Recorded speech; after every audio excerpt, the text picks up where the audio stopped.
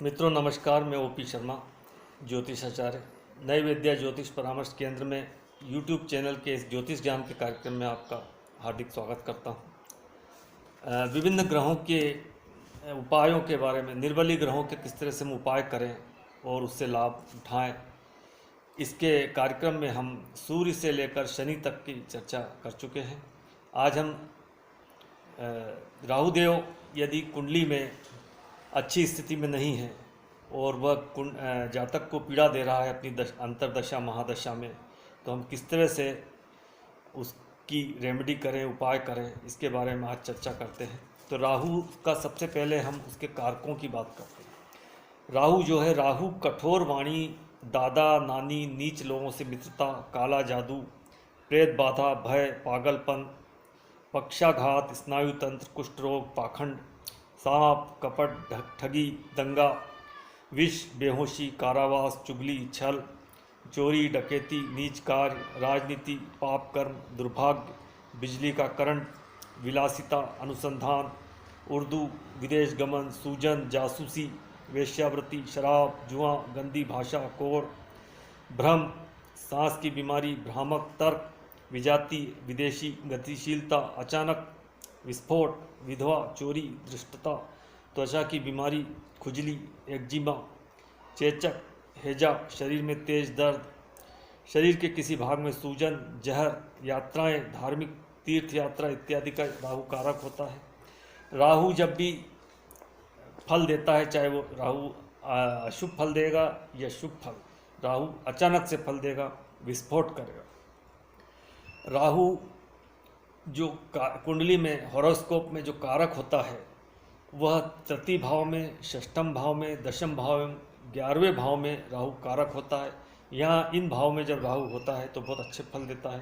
तृतीय भाव में होगा तो जातक को साहसी बनाएगा, पराक्रमी बनाएगा, मेहनती बनाएगा और जातक को धन लाभ कराएगा, धनवान बनाएगा अपनी दशा महादशा। अगर षष्ठम भाव में होगा तो जातक को शत्रुओं से विजय दिलाएगा, शत्रुओं पर विजय दिलाएगा, मुकदमेबाजी में विजय दिलाएगा, स्पर्धाओं में विजय दिलाएगा। इसके अलावा ऋण यदि जातक लेता है तो उसको चुका देगा। बीमारियों पर जब भी आएगी तो उस पर वो विजय प्राप्त कर लेगा। इस तरह से छठे भाव में राहु के बहुत अच्छे फल होते हैं। जातक साहसी होता है और शत्रुओं खुद ही हार मान लेते हैं। यदि राहु षष्ठम भाव में होगा तो या तो शत्रु उस पर हावी नहीं होंगे, हावी हो गए हैं तो जातक उस पर उनको परास्त कर देगा। दशम भाव में राहु होने पर जातक की रुचि राजनीति में हो जाती है, राजनीति की ओर जाता है। राजनीति में राहु जो होता है कूटनीतिक होता है और राजनीति में भी कूटनीति की आवश्यकता होती है, चतुरता की आवश्यकता होती है, तेज बुद्धि की आवश्यकता होती है। तो राहु में ये सब कुछ होता है, अतः राजनीति में जातक सफल होता है। इसी प्रकार 11वें भाव में जो पाप ग्रह होते हैं, राहु, केतु, शनि, मंगल, सूर्य, ये बहुत अच्छे फल देते हैं। इसी प्रकार राहु भी यहाँ बैठकर अचानक से धन लाभ देगा, जातक को अचानक से धनवान बना देगा, इस तरह से फल देगा। अब यदि ये राहु यदि लग्न में होगा तो जातक को भ्रम की स्थिति में रखेगा और मानसिक कष्ट देगा।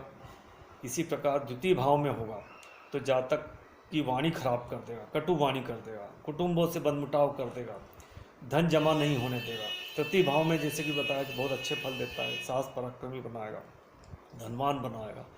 और राहु यदि चतुर्थ भाव में होगा तो अच्छे फल नहीं देगा, माता को कष्ट देगा, घर से दूर ले जाएगा, प्रॉपर्टी बनाने में, शिक्षा प्राप्त करने में बाधा बनेगा। पंचम भाव में संतान से कष्ट हो सकता है, संतान को कष्ट हो सकता है, संतान होने में परेशानी आ सकती है।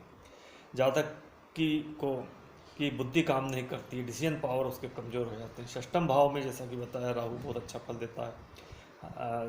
रोग, ऋण, शत्रु, house of competition, house of litigation में जातक को सफलता दिलाता है। राहु सप्तम भाव में हो तो वैवाहिक स्थिति खराब करता है, भ्रम की स्थिति बनाता है। इसी प्रकार से यदि अष्टम भाव में, तो जातक राहु जो है अष्टम भाव एवं द्वादश भाव में बहुत खराब फल देता है। उसी प्रकार से राहु यदि अष्टम भाव में होगा तो अचानक से एक्सीडेंट के योग हो सकते हैं, अचानक से कोई बीमारी आ सकती है, असाध्य रोग हो सकते हैं और सेकंड हाउस पे उसकी दृष्टि होती है तो धन का नुकसान करा सकता है, धन को जमा नहीं होने दे सकता है। नवम भाव में यदि राहु हो तो अधार्मिक बनाता, नास्तिक बनाता, पिता से संबंध खराब करता है, पाखंडी बनाता। इसी प्रकार दशम भाव में राहु होगा तो जॉब स्टेबिलिटी देता है, लेकिन राजनीति में रुचि दिलाता है। अपनी कूटनीति, तेज बुद्धि की वजह से राजनीति में राजनीतिज्ञों से संबंध अच्छे होते हैं। 11वें भाव में राहु के बहुत अच्छे फल होते हैं। जब भी अंतर्दशा महादशा होगी तो उसके अच्छे परिणाम मिलेंगे, जातक को धन लाभ होगा। 12वें भाव में राहु जो है वो मात्र विदेश यात्रा करा सकता है, लेकिन साथ में ये विदेश के अलावा कारावास का भी भाव है, तो कारावास का भी योग बना सकता है, क्योंकि उसकी सप्तम दृष्टि षष्ठम भाव पे, हाउस ऑफ लिटिगेशंस पे होती है। तो ये दोनों भाव जो है जातक को मुकदमेबाजी, जेल, थाने आदि के चक्कर लगवा सकता है। शया सुख में बाधा डालता है, नींद न आने की बीमारी हो सकती है, अर्थात राहु का द्वादश भाव में फल अच्छे नहीं होते। अब ये जो राहु है वो वृश्चिक और धनु राशि में नीच का होता है, एवं वृषभ एवं मिथुन राशि में राहु उच्च का होता है। राहु की जो स्वराशि होती है वो कन्या राशि मानता है वो, हालांकि राशि राहु एवं केतु को कोई राशि आवंटित नहीं है, लेकिन वह कन्या राशि को अपनी राशि मानता है और कुंभ राशि को अपनी मूल त्रिकोण राशि मानता है।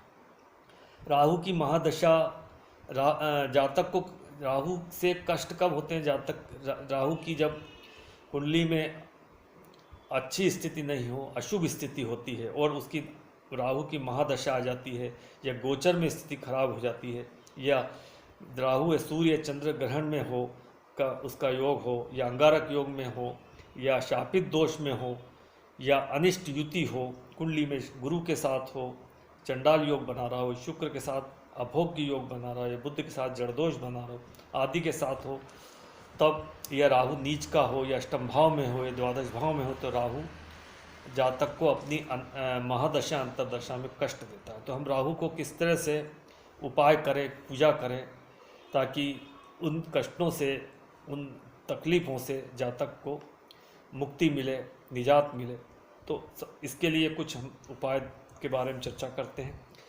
बुधवार अथवा शनिवार को नीले कपड़े में कच्चे कोयले तथा नारियल बांधकर बहते जल की दिशा में प्रवाहित करें। ऐसा लगभग 11 बार लगातार प्रत्येक सप्ताह करने से राहु के जो कष्ट होते हैं उससे मुक्ति मिल सकती है। रात में सोते समय सिरहाने बाजरा रखें, प्रातः उसे चिड़ियों को डालें। मंगलवार की रात को सिरहाने मसूर की दाल व दक्षिणा रखें। बुधवार सुबह उसे किसी सफाई कर्मी को दे दें। बुधवार को किसी भी सफाई कर्मी को दक्षिणा दें। मुकदमे में यदि किसी दंड की संभावना हो, राहु की महादशा अंतर्दशा हो तथा वह निर्बली हो, तो अपने वजन के बराबर कच्चे कोयले बहते जल में प्रवाहित करें। प्रातःकाल उठकर 9 ग्रहों के नाम का उच्चारण अवश्य करें। जैसे कि एक मंत्र है, ओम ब्रह्मा मुरारी त्रिपुरांतकारी भानु शशि भूमि सुतो बुधश्च गुरु शुक्र शनि राहु केतु वह सर्वग्रह शांतकारा भवन्तु। इस मंत्र को प्रतिदिन जातक को जप करना चाहिए, 9 ग्रहों की शांति हो जाती है। उसी प्रकार नित्य शिवजी की साधना करनी चाहिए।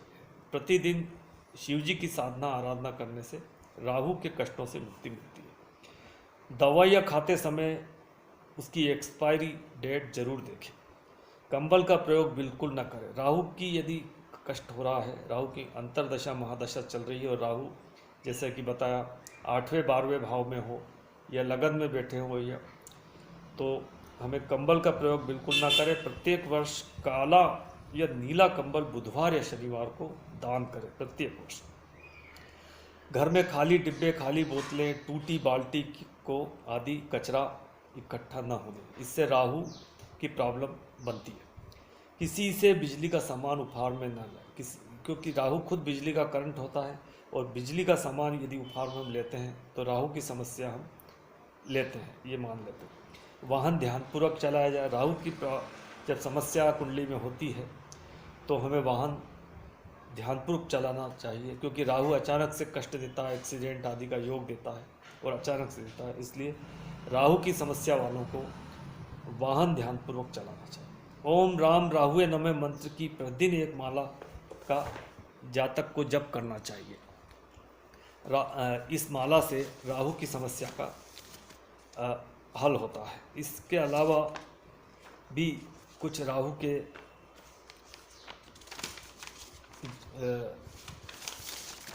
उपाय होते हैं। जातक को कुत्ते को रोटी खिलाना चाहिए। इसके अलावा जो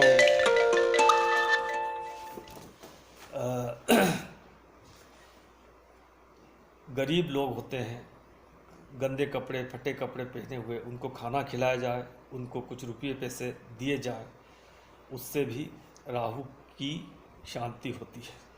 इसके अलावा हमें राहु के दान होते हैं, तिल्ली, काली तिल्ली, काली जौ, काली तिल्ली, काली उड़द, जौ, जटा वाला नारियल और पत्थर का कोयला आदि, ये सब एक नीले कपड़े में बांधकर और अपने सर से एंटी क्लॉकवाइज 6 बार एवं क्लॉकवाइज 1 बार घुमाकर उस पोटली को छुआकर बुधवार, शनिवार और बुधवार 3 बार बहते जल में यदि बहा देते हैं तो राहु की शांति होती है और राहु के कष्टों से हमें मुक्ति मिलती है। इस तरह से राहु के बारे में कुछ संक्षिप्त सी जानकारी देने का प्रयास किया गया। उम्मीद करता हूँ आपको ये वीडियो पसंद आया होगा। आपने वीडियो पूरा देखा, इसके लिए मैं आपको धन्यवाद देना चाहता हूँ।